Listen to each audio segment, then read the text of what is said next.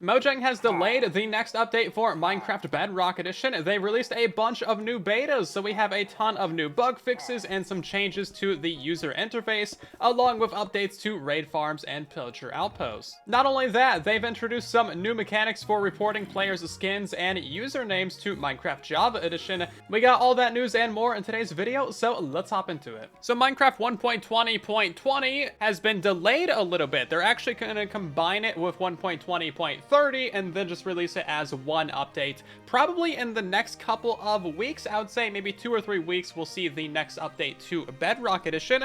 Of course, everyone was expecting this update to release this week, but of course it has been delayed. We don't really have a good reason why it was delayed. We just know that they are combining the two. There's probably some technical reasons why they're doing that, because there is actually a fair amount of content and bug fixes in 1.20.20, as you'll know if you've seen my recent coverage on those betas. Either way, we have a new beta releasing 1.20.30.22, and that introduces just a couple of things, the biggest of which is new user interface for the world creation screens. So as you can see, there's a button right here to switch to the new UI, and it actually shows all of our existing worlds here as well, with a really nice thumbnail of all of them.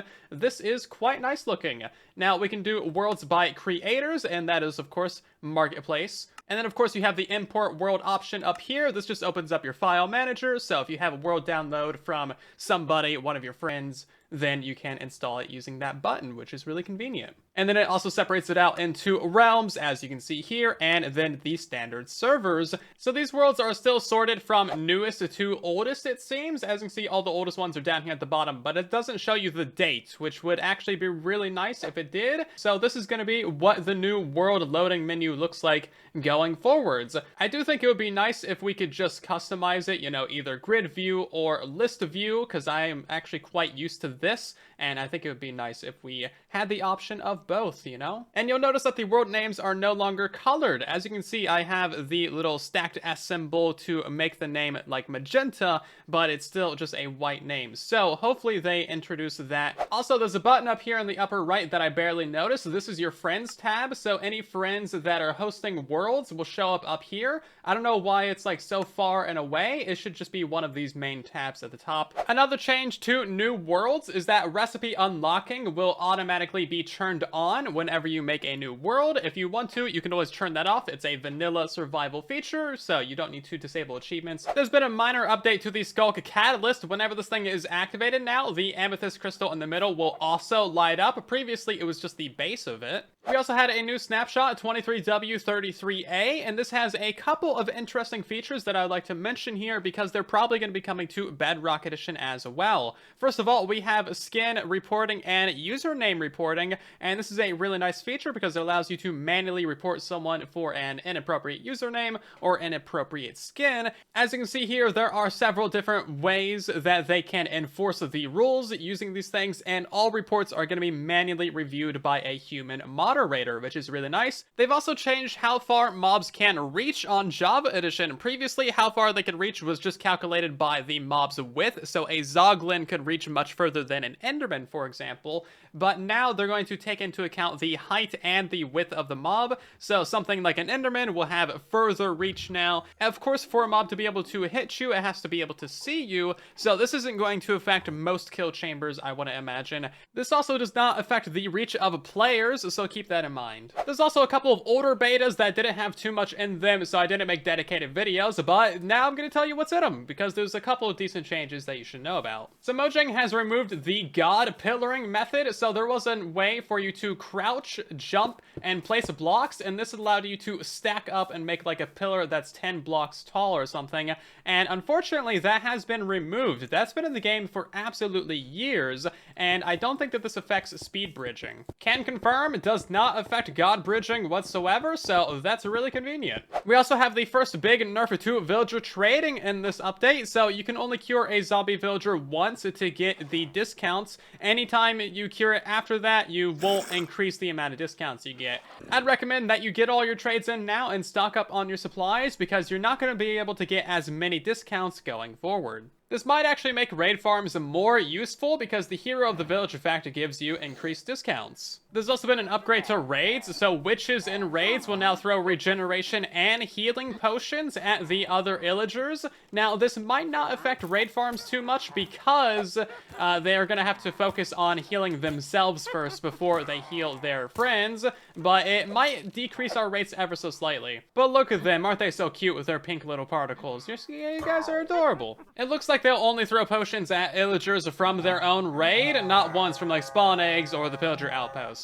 Mojang has absolutely ruined cherry grove biomes, or at least some of them, because pillager outposts can now generate inside of cherry groves, because why have one nice biome in Minecraft when you can ruin it with a pillager outpost? Hopefully this isn't too common of an occurrence, because it would be really nice to just have some place where the pillagers aren't always there. And as with every beta, there's always a ton of skulk sensor upgrades and changes, so here is an entire list of things. And the last thing for this beta, if you're playing on a Windows 10 device, then you can go into your settings, your video settings, and if you scroll down to the bottom, there's a new toggle here for improved input response. Basically, this makes it so your input latency is lower, but it might use more power from your computer, or if you're playing on a laptop, it might use more battery power. I'd be interested to see just how much of an improvement it really is, though. The year's 2023, and we finally have the ability to mine pistons faster using a pickaxe. So this is like the default mining speed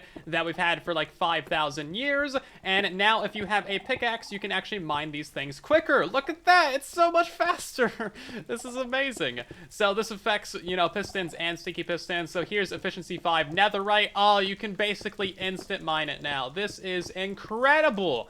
Do you know how much time we've wasted together as a Minecraft population over the last decade mining pistons? It's millions of hours spent mining pistons. Thank you, Mojang.